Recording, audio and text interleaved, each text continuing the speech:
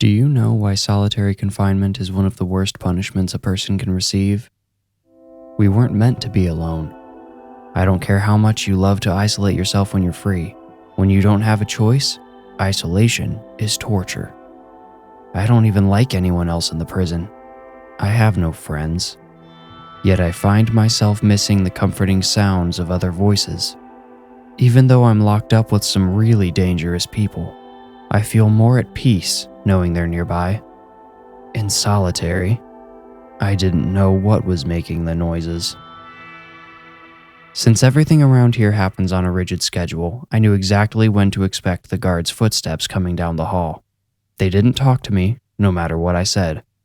There was no window in my cell. The guards slid my food through a slot in the door so I didn't even see them. It was the other times, the times there shouldn't have been anyone out there, that the sounds of boots in the hall terrified me. The heavy footfalls always started at the furthest end of the hall. They had an uneven tempo, like a song with a heavy swing. Ba-bump, ba-bump. I'm pretty sure what made the sound had a limp. The footsteps got louder as they approached my door, much louder than the guards' footsteps. And here's the eeriest part. They didn't echo. Every other sound in solitary echoes through the empty concrete hall. It's like a cavern. The footsteps always stopped at my door. There were other cells along the corridor, but mine was the only one occupied at the time. Whatever was out there seemed to know that. After a brief pause, it would continue down the hall.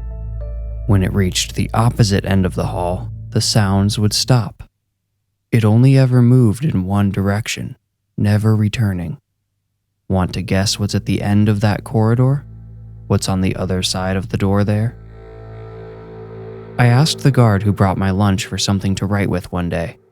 He or she didn't respond, but when my dinner came that night, a pocket-sized notebook and a ballpoint pen came with it.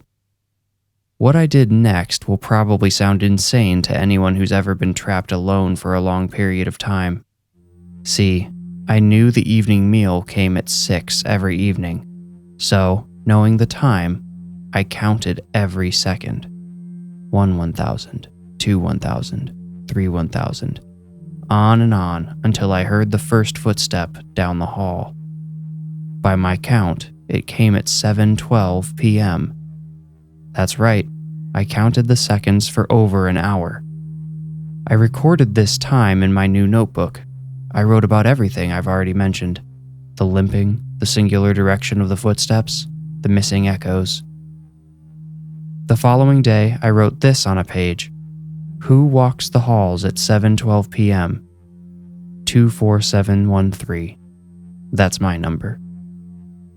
I tore the page out, folded it, and put it underneath the empty cup on my dirty breakfast tray.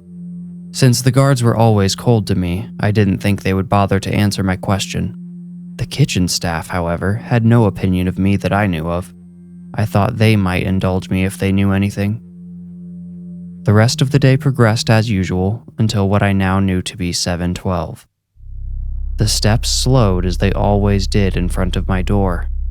They paused, and I waited for the being to move on. But it didn't. It stayed there right outside my door.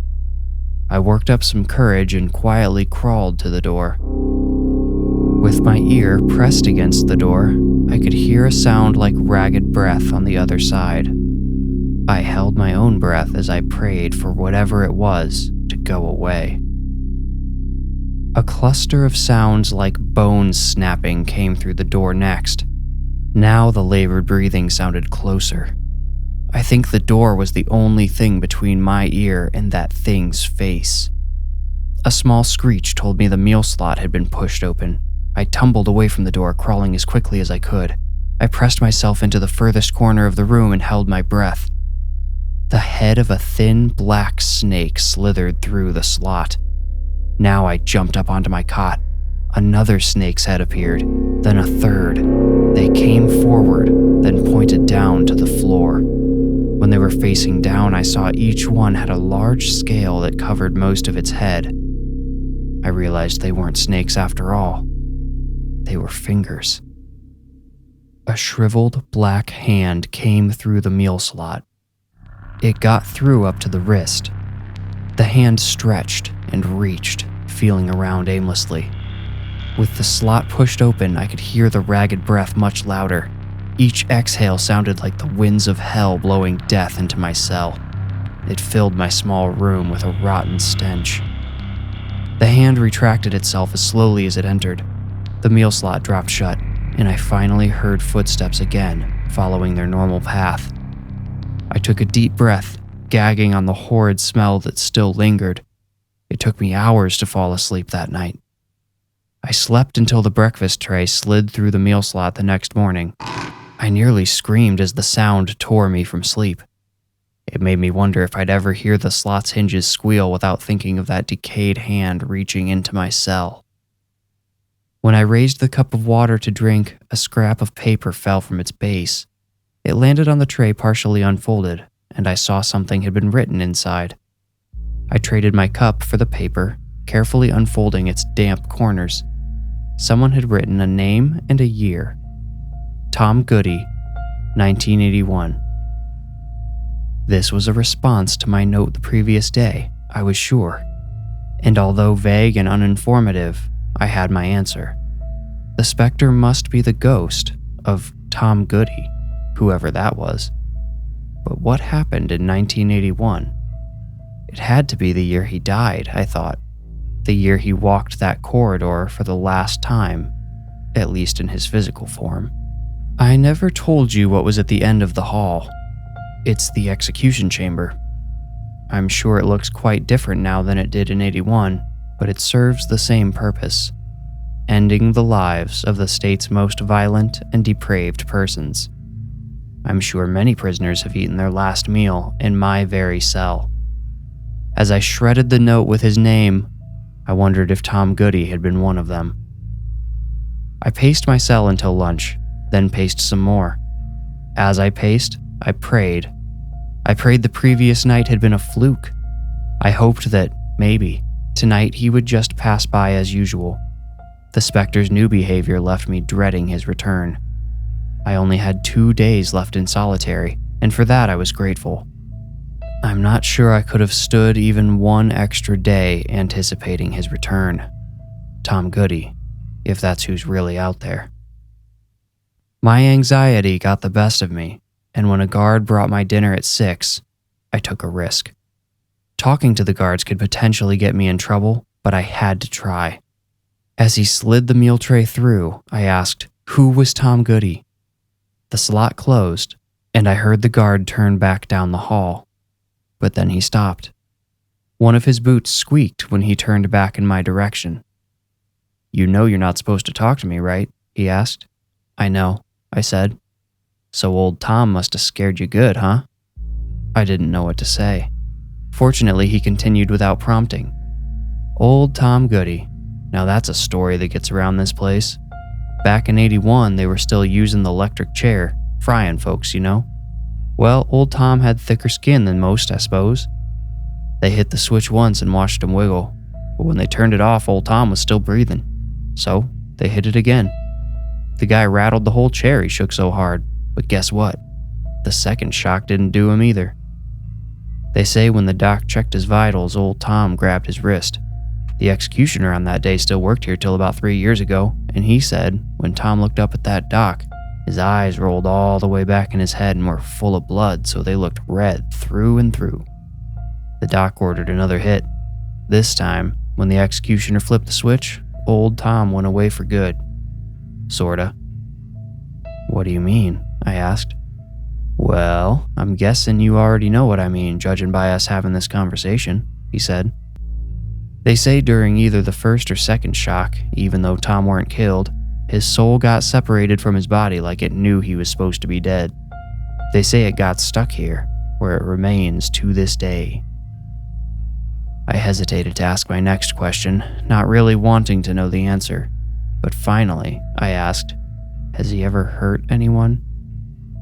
The guard was quiet for a while, long enough to make me uncomfortable. When he spoke, his voice was hushed. His slow drawl had been replaced with urgent quickness. Solitary ain't for everybody. Some folks just don't make it, he said. I heard his boot squeak again. Wait, I shouted. What are you saying? People have died? We're not supposed to talk to prisoners, he called back as he walked away. An hour later, I was sweating and shivering with anticipation. I had been too nervous to count the seconds. Tom Goody could show up at any minute. I had propped my dinner tray against the door so it covered the meal slot. It wasn't much protection, but it was all I had. While waiting, huddled in the farthest corner from the door, I heard the first footstep, then another.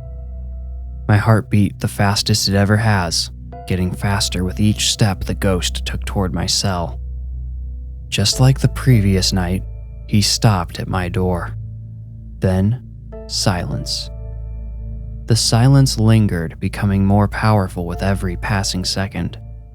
With no way of telling time, I didn't know if it had sped up or slowed down. I felt trapped in a universe of just me and the specter outside my door, and he was in control of our destiny. Finally, the tense anticipation drove me to the brink of insanity. Simply to end the silence, I asked, "Is that you, Tom?" With a bang, the dinner tray flew across the cell, hitting the wall next to me. Where it had been, the shriveled hand now writhed, searching for something, anything within reach. "Leave me alone, you're dead," I shouted. My voice only seemed to encourage Tom's ghost. He shoved his arm in further. Now half of his forearm was inside. I realized his skin wasn't blackened with decay, it was charred. Flakes of burnt flesh fell onto my cell floor as he grasped for me and scraped his forearm against the slot. I picked up the dinner tray and held it out like a shield. His arm slipped through a little further. I took one step forward and slammed the tray down on his fingers. He retracted his hand and the slot closed. Then he slammed into the door. For the first time since I'd been incarcerated, I was thankful for the strength of the prison's doors. I'd seen enormous, brutish men pound on them, and they always held. Tom slammed twice more, then gave up. His footsteps faded towards the execution chamber. I didn't sleep after that and spent the entire morning in a feverish panic about the coming night. I wasn't sure if I'd be alive by the end of my final day in solitary. What did the guard say? Some folks just don't make it. Breakfast came, then lunch. Both times I begged the guards to let me out early. What difference would a few hours make, I asked them. But both times, I was ignored.